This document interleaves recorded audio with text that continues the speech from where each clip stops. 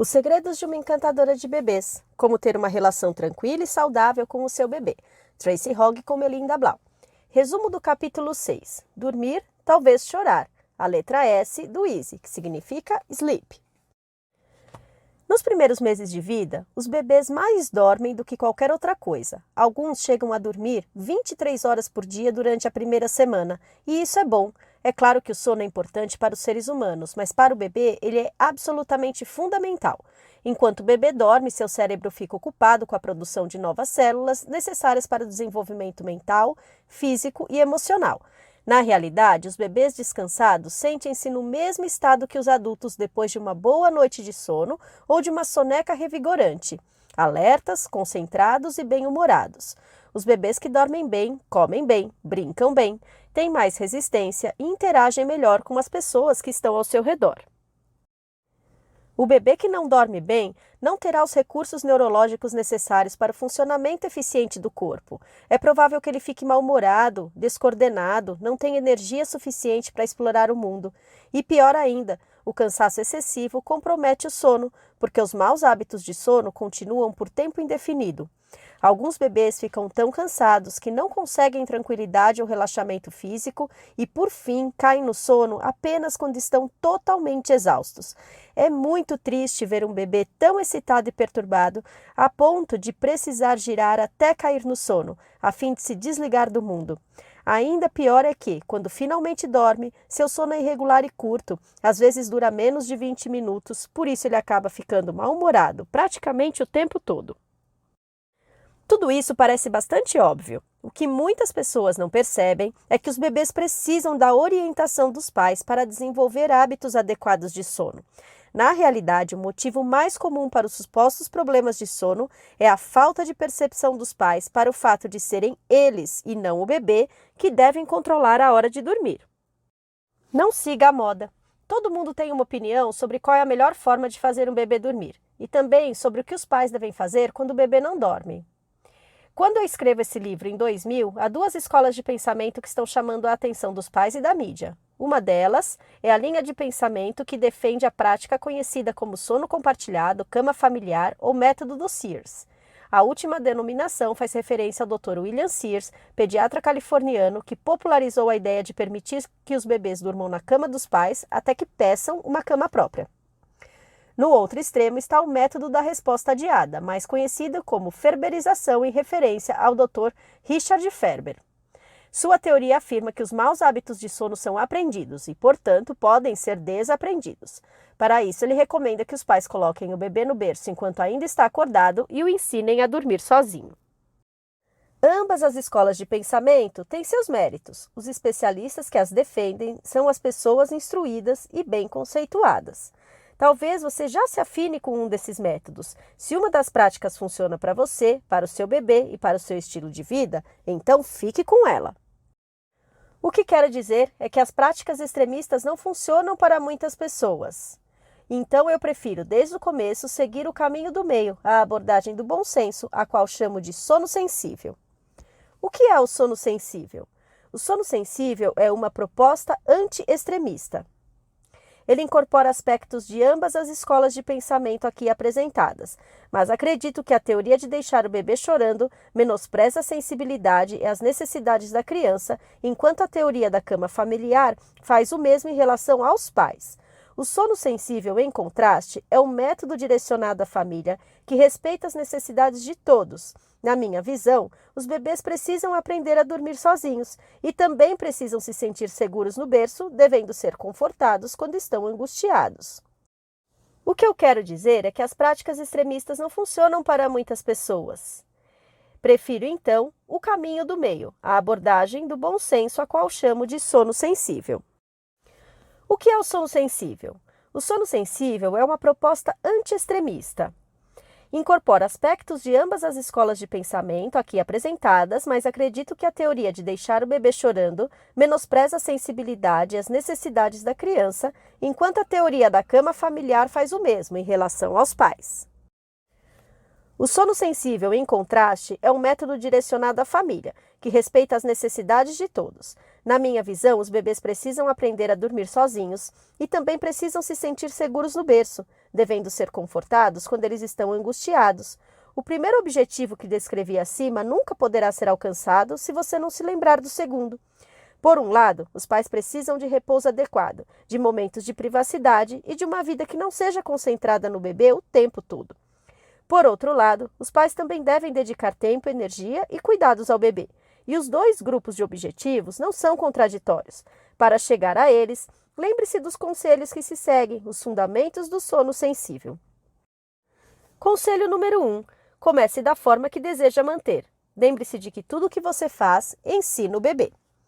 Número 2. Independência não é negligência. Estimular a independência, no entanto, não significa deixar o bebê chorando por um tempo indefinido.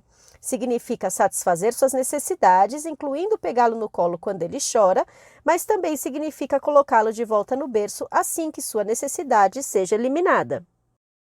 Observe sem intervir.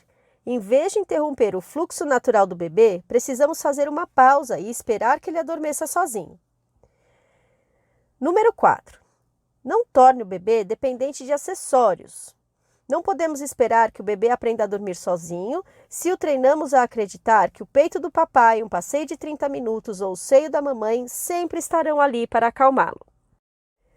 Número 5. Desenvolva rituais para a hora de dormir e de tirar as sonecas. Todos os dias você deve cumprir o mesmo ritual. Número 6. Saiba como seu bebê costuma adormecer. A melhor maneira de conhecer esse aspecto do bebê é fazer um diário do sono dele. Os 3 estágios do sono. Estágio 1, a janela. O bebê não sabe dizer eu estou cansado, mas demonstra claramente bocejando e exibindo outros sinais de fadiga. Estágio 2, a zona da sombra. Nessa etapa, o bebê exibe um olhar fixo e concentrado, ou como costumo chamá-lo, o olhar de 7 milhas, que dura cerca de 3 a 4 minutos. Estágio 3, o relaxamento. Agora o bebê se parece com uma pessoa que cochila no trem. Ele fecha os olhos e a cabeça pende para frente ou para trás. Quando parece ter adormecido, os olhos se abrem repentinamente e a cabeça pende para trás, sacudindo todo o corpo. Então ele fecha os olhos de novo e repete o processo por cerca de 3 a 5 minutos e finalmente mergulha no mundo dos sonhos. A estrada de tijolos amarelos que conduz ao mundo dos sonhos. O sono é um processo aprendido, iniciado e reforçado pelos pais.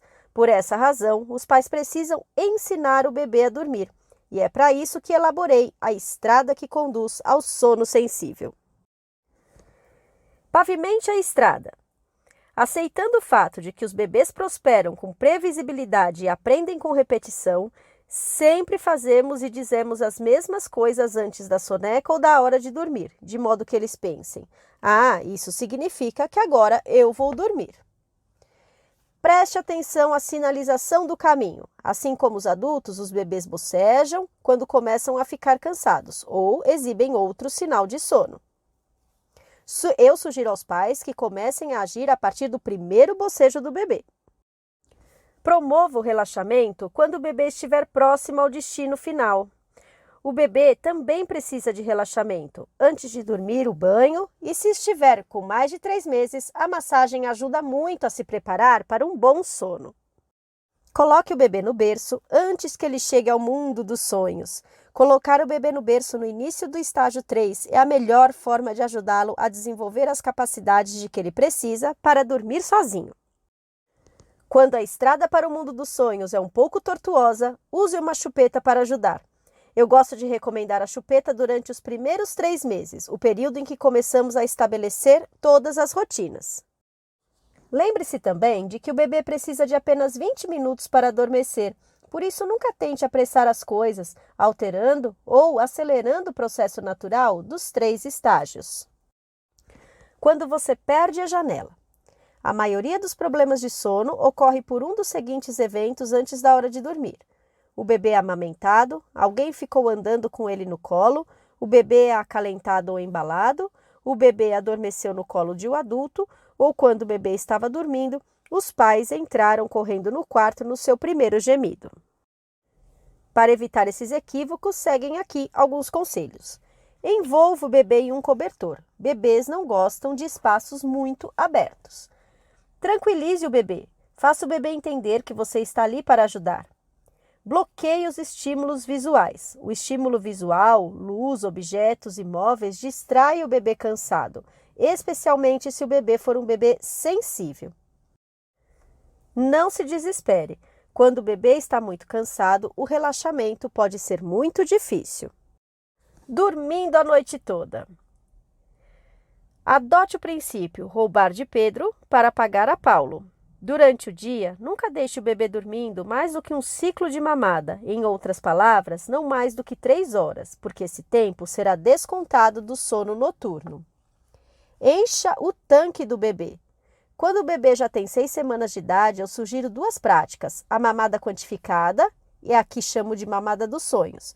Primeiro, alimenta-se o bebê 2 horas antes do horário de dormir, depois oferece a mamada dos sonhos antes dos pais irem para a cama. Dê ao bebê uma chupeta. Se você não permitir que se transforme em um acessório, a chupeta pode ser muito útil para desacostumar o bebê da mamada noturna.